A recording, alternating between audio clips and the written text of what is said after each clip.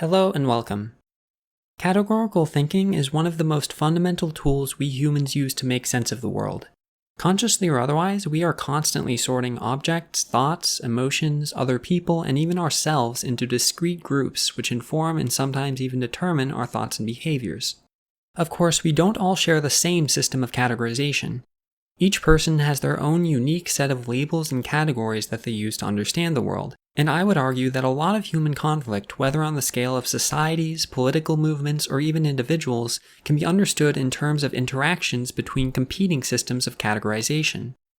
In particular, categories related to sex, gender, and sexual orientation have been and continue to be the subjects of extreme social and political controversy. This is my second video on these subjects. In the first one, I talked about my personal experience. Now, generally, I'm a proponent of the idea that arguments should be judged on the basis of their merit, irrespective of who's proposing them. However, there are certain topics, like ones related to a lot of human identity categories, for which there's an inextricable link between a person's perspective and their real-life experience of either belonging or not belonging to the group in question. This doesn't mean that the logical soundness of an argument depends on the identity of the arguer, but it does mean that you need information about a person's identity in order to fully understand the assumptions and motivations underlying their beliefs. With that said, I'm not going to appeal to personal experience as evidence at any point in this video, since I want to make my arguments as convincing as possible to people who don't already agree with me. My overarching goal is to develop an inclusive, trans-affirmative perspective on sex and gender from as close to first principles as I can manage, and to explain why everyone who disagrees with me is wrong. To begin, we'll talk about two different and often irreconcilable ways of thinking categorically, which I'll be calling essentialism and pragmatism. An essentialist sees the world as consisting of discrete, well-defined entities, each of which possesses an intrinsic essence that determines its properties and behaviors. Essentialist categories are fundamental features of nature, and so they're thought to be discovered rather than merely defined or constructed. Whether or not a specific entity belongs to an essentialist category is an objective question, which has an answer whether or not we have the tools to find it. A pragmatist, on the other hand, creates and uses categories as tools to help make sense of a world that's understood to be too messy and complicated to fit perfectly into any box we might construct for it. Pragmatic categories need not have any reality beyond the brains of those who use them, and so there isn't necessarily any ultimate answer to questions about whether or not something truly fits into a given category.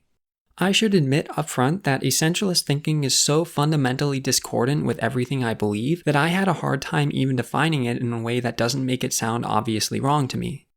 As a reductionist, I believe that the properties and behaviors of any system, no matter how complex, are fully determined by the properties and behaviors of its constituent parts. The macroscopic entities that we interact with in our everyday lives are themselves just useful constructs, devoid of any irreducible or intrinsic essence. In my view, the only physical entities that are even candidates for fitting into essentialist categories as I define them are the fundamental constituents of the universe, which, if my physics knowledge is still up to date, are thought to be quantum fields. But even then, I'm not convinced that there's anything to be gained by adopting an essentialist perspective rather than a pragmatic one. After all, the whole point of thinking pragmatically is that the categories we agree to use are merely instrumental. The only guiding principle behind their construction is that they should help us achieve our goals. At this point, you might be thinking that my definition of categorical essentialism is a straw man. I mean, does anyone really believe that humans and other macroscopic entities possess some kind of supernatural intrinsic essence? For the most part, I don't think that people are consciously aware of holding these beliefs. Rather, essentialism tends to be implicit in the way people think and argue. In order to explore these phenomena further, I'll introduce an idealized example. Let's say that 2,000 people are recruited for a study in which two variables labeled X and Y are measured for each person. Here's a graph of the results of our hypothetical experiment where each point represents an individual's X and Y values. From a pragmatic perspective, we can recognize that there are many different categorical schemes we could use to represent this data. One approach would be to partition the subjects into discrete groups by defining some boundaries. Just looking at the data, it seems like it might be useful to separate the space into 2 or maybe 3 categories. But there's nothing preventing us from using more, and depending on the context, we might need to. We can even define boundaries so that the categories have overlap if we want to. You'll notice that using more categories allows our system of categorization to convey more information about the underlying variables X and Y. If we only use two categories labeled A and B, then knowing which of them a given subject belongs to doesn't give us that much information about their X or Y values. But if we're willing to allow for more categories, then our system of categorization can represent the underlying data at a higher resolution. In the limit as the number of appropriately chosen groups goes to infinity, we can forego the use of discrete categories altogether and just work with the data as it is. Each individual is then in a category of their own, defined by their unique X and Y values. We've now arrived at a fundamental constraint on any categorical system. The simpler it is, the less information it can encode. And because humans are limited in their ability to handle complexity, it's often necessary to strike a balance between accuracy and accessibility. In fact, I would argue that this limitation explains why we need to use categories at all. Our systems of categorization insulate us from the overwhelming complexity of our surroundings, allowing us to interface with ego-friendly, real-time models made up of simple, conventional objects and entities. I think this gets to the heart of why people find essentialism so intuitive. Despite being completely incompatible with a scientific worldview, it feels right to people because it elevates our naive perceptions of the world to the level of absolute truth. When you look at something you interact with every day, like an eggplant for example, you don't need to care about all the biology, chemistry, and ultimately physics determining how it looks, tastes, and feels. It's just an eggplant, and the only explanation you need for its smooth skin and beautiful dark purple color is that it's the intrinsic nature of an eggplant to have such properties. The prevalence of this style of thinking probably has a lot to do with the influence of Plato's theory of forms on literal centuries of philosophical development. To quote Wikipedia, quoting notable philosopher Alfred North Whitehead, the safest general characterization of the European philosophical tradition is that it consists of a series of footnotes to Plato. Plato's ideas are relevant here because they bear a striking resemblance to the notion of essentialism that I've been arguing against, but because this is supposed to be a video about sex and gender, I'm going to avoid talking too much about ancient Greek philosophy. The point is that my depiction of essentialism, far from being a straw man, is actually a perspective that's been percolating through academia into the public consciousness for about as long as academic philosophy has existed. Now let's consider how an essentialist might think about our experiment from earlier. Keep in mind that essentialism often manifests at the level of perception, before a person is consciously aware of making any judgments. So even though this is the data we collected, it isn't necessarily what the essentialist sees. What they see might look something like this. Each number represents a subject in the experiment, and the two circles labeled A and B represent essentialist categories into which they have been pre-consciously sorted. I use the word pre-consciously instead of subconsciously because even though the essentialist isn't aware of the sorting process in real time, they can still answer questions about it retrospectively. So if you were to ask them why a given subject was assigned the label A, they might refer back to the subject's X and Y values, even though their initial judgment happened so quickly that they weren't even aware of it. Returning to the eggplant example, when I see an eggplant, I immediately and involuntarily categorize it as such. But if you were to ask me how I know it's an eggplant, I'd have to refer to its shape and color. Notice that the actual computational process of essentialist categorization isn't any different from that of pragmatic categorization.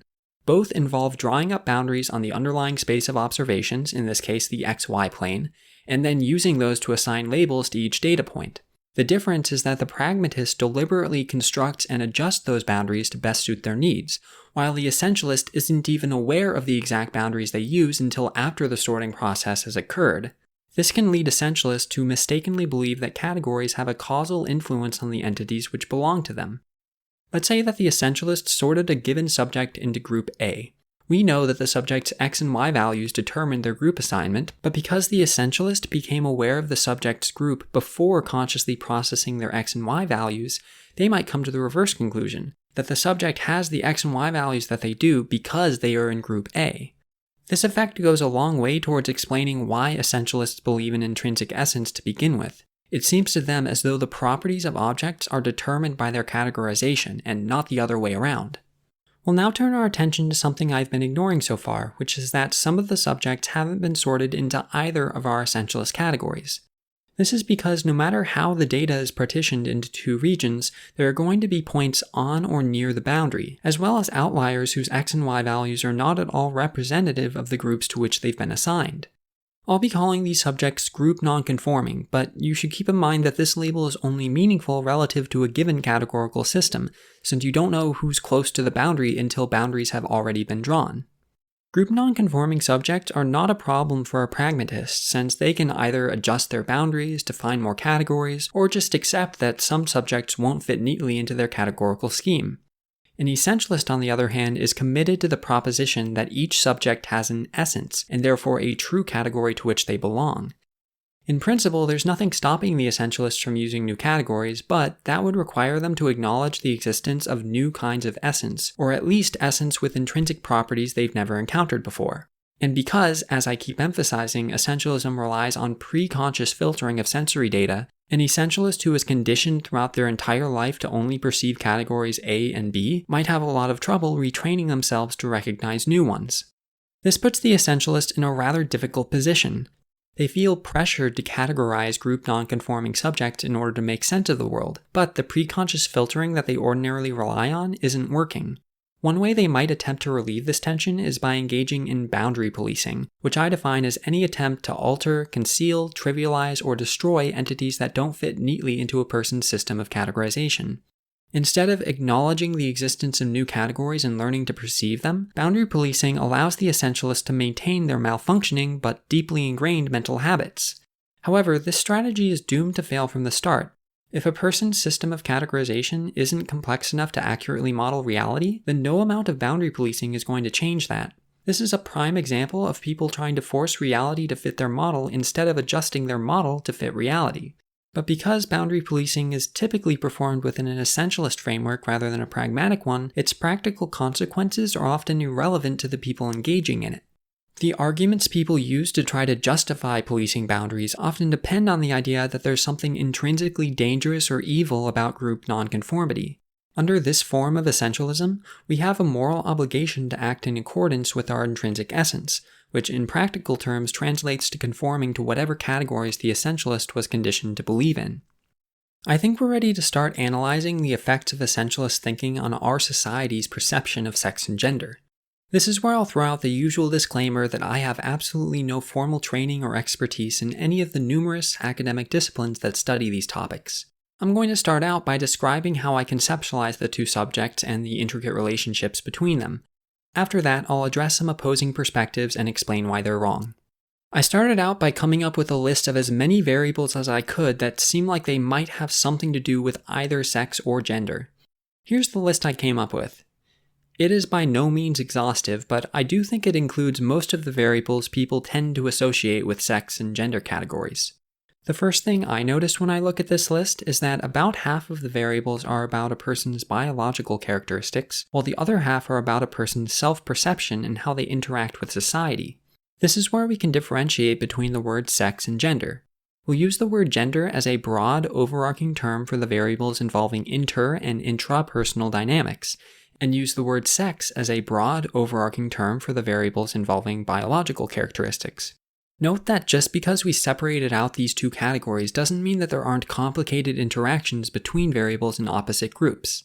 It's clear that a person's hormones and secondary sex characteristics will have some complex, non-deterministic influence on their inner experience, gender presentation, and perception by society. In the other direction of causality, a person's psychology can, with the help of modern medicine, affect their hormones, sex organs, and secondary sex characteristics. As another brief aside, I'll occasionally be using the term biological sex in this video, with the understanding that it is not a binary and encompasses much more than a person's chromosomes. We now have some very complicated decisions to make. We're trying to develop a way of sorting people into sex and gender categories that represent the variables we care about as accurately as possible while simultaneously minimizing complexity. Let's start by ruling out some poor choices. A lot of people in our society have been conditioned to think of a person's chromosomes as the most important variable in determining their sex. But from a pragmatic perspective, that doesn't make much sense. Except in a handful of niche situations, we have no reason to care about a person's sex chromosomes in isolation from the other variables. People only care about them because of correlations with more relevant variables.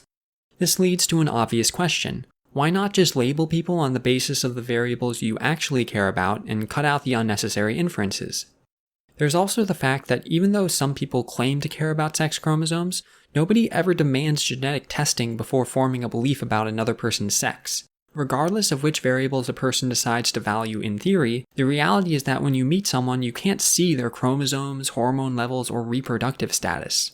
I've argued with and listened to plenty of conservatives on this topic, and I've never heard a compelling argument for why sex chromosomes should take precedence over all the other variables when defining sex and gender categories. I've heard the argument that they're important because they determine reproductive compatibility, but that isn't entirely true. While having compatible sex chromosomes is a necessary condition for reproductive compatibility, it is not sufficient. There are plenty of pairs of people who are biologically unable to have children despite one having XY chromosomes and the other having XX. Biology is messy and complicated. Sex chromosomes do not correlate perfectly with any of the other sex variables, but even if they did, that still wouldn't justify the enshrinement of sex categories in the structure of society or in the language we use to refer to people. After all, not all languages even have gendered pronouns, and most societies throughout history haven't been aware of the existence of chromosomes. I've also heard people argue that because the words sex and gender already have definitions prescribed either by biologists, dictionaries, or popular usage, any attempt to alter their definitions is just semantically incorrect. This is a form of linguistic prescriptivism, which Wikipedia defines as the attempt to lay down rules defining a preferred or correct use of language. Just because some biologists use the word sex in a certain way doesn't mean that non-biologists are wrong when they use it differently. Words usually have different meanings depending on the context in which they're used, and there's nothing morally or technically wrong with that. This also ignores the fact that modern biologists tend to agree that the concept of sex is more complicated than the right wants us to think. Dictionary definitions aren't really relevant in this discussion either, since the people responsible for updating dictionaries don't have privileged access to the intrinsic meaning of words. Unless you're thinking about language through an essentialist lens, there's no reason to believe that words have any intrinsic meaning in the first place. These types of appeals to authority or popularity allow people to avoid actually addressing any of the challenges to their beliefs about sex and gender. And even if we were to ignore all of these objections and obstinately cling to sex chromosomes as the ultimate determinants of sex categories, we would still be left with more than two sexes, since not everyone has XX or XY chromosomes.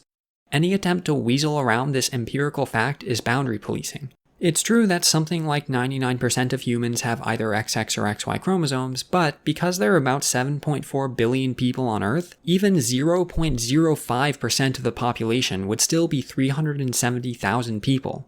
It doesn't make sense to exclude large numbers of people from our system of categorization just because they're a statistical minority. Think of how much simpler the periodic table would be if we removed all the elements that comprise less than 1% the mass of the universe. To paraphrase ContraPoints, any system of categorization can be perfect if you choose to ignore all the instances where it fails. Now that we've ruled out chromosomes, there are 4 remaining sex variables from our list to be considered. Basing a person's sex on their reproductive role is superficially better than using chromosomes, since at least it's a variable that people have valid reasons to care about. But once you start trying to specify how people should be sorted, things get complicated. Obviously, a person's reproductive capacity changes throughout their life, but even at a fixed point in time, a person's reproductive capacity can only be defined relative to another person. Also, reproductive compatibility is not a binary and can depend on sociological variables in addition to biological ones. For example, there exist pairs of people who would be unable to reproduce without the help of medical technologies like in vitro fertilization. If you base a person's sex categorization on their reproductive capacity, then a person's group membership could change depending on their access to healthcare. The remaining 3 variables, hormones, secondary sex characteristics, and sex organs, are the ones that I think are probably the best choices from the list for building a notion of biological sex. How exactly these variables should be weighted and whether or not there are more variables that need to be added is something that I think should be left for individuals to decide. I could get into the technical details of how to represent the variables and define a notion of distance on the resulting space of sex designations, but again, my preference is to leave some of the finer details ambiguous so that our framework is more flexible. We could still use labels like male or female when referring to a person's sex, but this warrants caution since those words are also sometimes used to refer to gender. One might be tempted to use terms like biologically male or female, but those carry the unfortunate connotative baggage of having often been used against trans people. Even if we did decide to use those words, they would not form a binary and could always be decomposed into components corresponding to the various sex variables under consideration. Male and female could be thought of as either points or regions in some kind of high-dimensional space representing sex variables. Being biologically male or female in this framework would really just be shorthand for having sex variables that are relatively close to the male or female sets in the underlying space. Being intersex could be shorthand for having sex variables that are relatively far from both the male and female sets. There's also nothing stopping people from using additional labels for other points in the underlying space. Because this isn't an essentialist system of categorization, there's nothing wrong with defining new categories or with tweaking the set of variables under consideration. This classification scheme is certainly inclusive of trans people who medically transition, since the sex variables I chose to focus on are all ones that can be changed, and I emphasize that I think individuals should be able to decide for themselves which combination of sex variables to use when identifying their sex. Of course, not all trans people decide to or are able to medically transition. There is some evidence to suggest that there are statistical biological differences, for instance in brain structure, between trans and cis people even in the absence of gender-affirming healthcare. This provides some justification for having different sex categories specifically for pre- and non-medically transitioning trans people. To my knowledge, words for these categories do not currently exist in English, and I'm certainly not going to be the one to coin them. But this is just one way of avoiding classifying pre-transition trans women as, quote, biologically male, and vice versa for trans men, without doing away with the notion of biological sex altogether. The system of sex categorization I presented is sure to annoy people who insist on words having precise, singular meanings, but I don't see any grave societal danger in allowing people to decide for themselves which sex variables determine their sex labels. Contrary to popular conservative opinion, it's still possible to talk about sex variables in a clear, unambiguous way without pretending that the words male and female have rigid, objective meanings. In fact, foregoing the use of traditional sex categories in favor of the underlying sex variables often allows for greater precision of meaning. For example, the claim that a disease only affects people who are biologically male is less precise than the claim that it only affects people with XY chromosomes, or that it only affects people with levels of testosterone above a certain threshold. Before we move on to talking about gender variables, I want to take a step back and try to explain why so many conservatives cling to binary sex labels in spite of the uncontroversial scientific fact that most of the variables determining sex are not binary. I already talked about the role of essentialism in conservative thinking, and that's definitely a big piece of the puzzle, but I think it would be a bit too charitable to say that essentialism is the only or even the main cause of sex binary normativity. We can't ignore that beliefs about biological sex categories have always provided a pseudoscientific foundation for the enforcement of gender norms, and in particular the oppression of women and gender and sexual minorities. As such, any challenge to the supposed sex binary is also an implicit challenge to conservative gender roles. Even though social conservatives often claim that their beliefs about men and women are rooted in biology, it's more often the case that they view biology through the distorted lens of conservative gender politics. Instead of making an honest effort to faithfully represent the space of human sex differences, conservatives tend to assume the existence of a sex binary and focus exclusively on variables that can be finagled to support that assumption. Of course, even if biological sex were a binary, that wouldn't begin to justify the enshrinement of gender roles in so many aspects of human life. To use a particularly clear-cut example, you can never justify the association of the colors blue and pink with boys and girls respectively merely by appealing to biology. When conservatives do attempt to bridge the gap between their misrepresentations of biology and their moral beliefs about how society ought to be organized, they tend to either defer to tradition or religious authority, appeal to questionable results from evolutionary psychology, usually committing the naturalistic fallacy, or go with the more blatantly sexist approach of claiming that women are biologically incapable of fulfilling certain roles. I've heard conservatives try to sidestep this problem by insisting that gender and sex mean the same thing, or refusing to use the word gender at all, but that is pure obscurantism. Everyone knows that men and women are treated differently in society, and everyone knows that those differences in treatment are not 100% determined by biological factors. This justifies using different words to refer to the social and biological components of this aspect of human diversity. Part of me feels like there has to be a better conservative argument on this topic, but despite a prolonged search, I can't find much of anything worth responding to. There's no shortage of people making fun of radical social constructivist positions, but it's genuinely difficult to find arguments for social conservatism that are more than just lame criticisms of straw person progressives. I've subjected myself to well over 50 hours of Jordan Peterson's lectures, and despite his anachronistic fixation on Jungian archetypes and patterns in the narrative structures of ancient stories, his beliefs about sex and gender seem to be rooted in the same debunked, value-laden evolutionary psychology that other social conservatives take as gospel. The reason I'm even bothering to mention him is that even though he's thoroughly incorrect about sex and gender, I wouldn't quite call him an essentialist. He actually admits that some sex variables have bimodal distributions, which are imperfectly correlated. Bimodal distributions are, by definition, continuous. In other words, he knows that sex, and by extension gender since he doesn't acknowledge the difference between the two, exist on a spectrum. He would likely try to deny this unavoidable consequence of his clearly stated beliefs, but I suspect his objection would be more about the phrasing than the content. Peterson tries to justify his binary thinking not by claiming or assuming that men and women have different intrinsic essence, but rather by claiming that the identification of sex with gender and adoption of a sex binary is necessary for the maintenance of civilization. Does he offer any concrete evidence for this extraordinary claim? Of course not. Beneath all the masturbatory, philosophical, and psychoanalytic babble about the ontological primality of chaos and order, his evolutionary conception of truth, and the structure of the subconscious mind, Jordan Peterson is a traditionalist religious conservative who's terrified that social change will lead to societal collapse. The tragic thing about Jordan Peterson's lectures is that they would be much more interesting and useful without all the reactionary politics mixed in.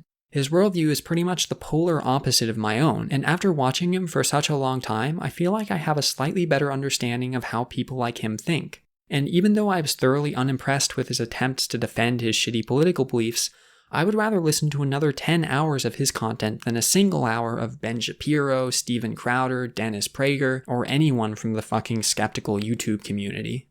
With all that argumentative stuff out of the way, I'm finally ready to start talking about my understanding of gender as distinct from sex. I'm going to keep this section relatively short since this video is already kind of long and I'm likely going to make other videos specifically about gender in the future. Instead of talking at length about individual variables like I did for sex, I'm just going to describe my general approach to understanding the topic.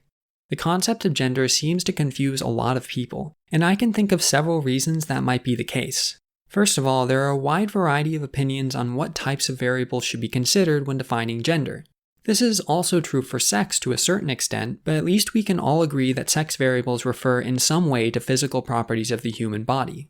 Gender variables, on the other hand, could refer to a person's cosmetic choices, personality, patterns of behavior, subjective experience, social roles, desired perception by others, and so on.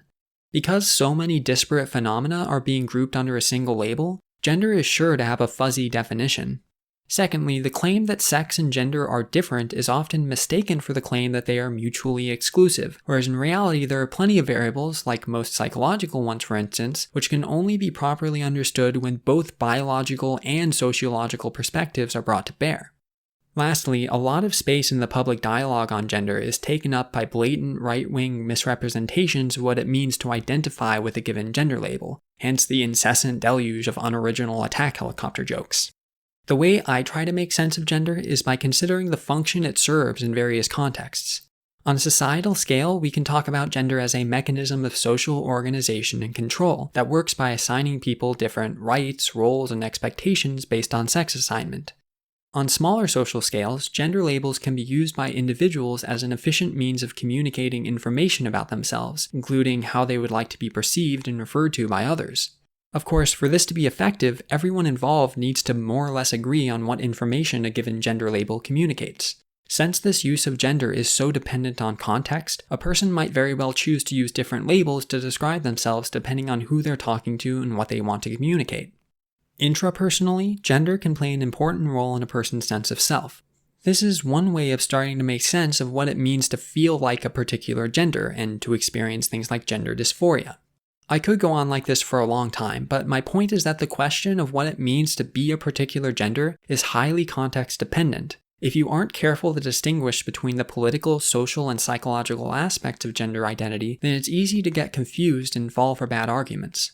I was planning on writing lengthy segments about pronoun inflection and various ways of conceptualizing trans identities, but at this point I think it would probably be best to save those topics for future videos. This has been by far the most difficult video for me to make so far. Sex and gender are extremely complicated, and there's just so much to read and discuss that no matter how much research I did, I felt like I was barely scratching the surface. Anyway, I greatly appreciate anyone who managed to make it all the way through this one, and as always, I'm looking forward to hearing what people think. Thanks for watching.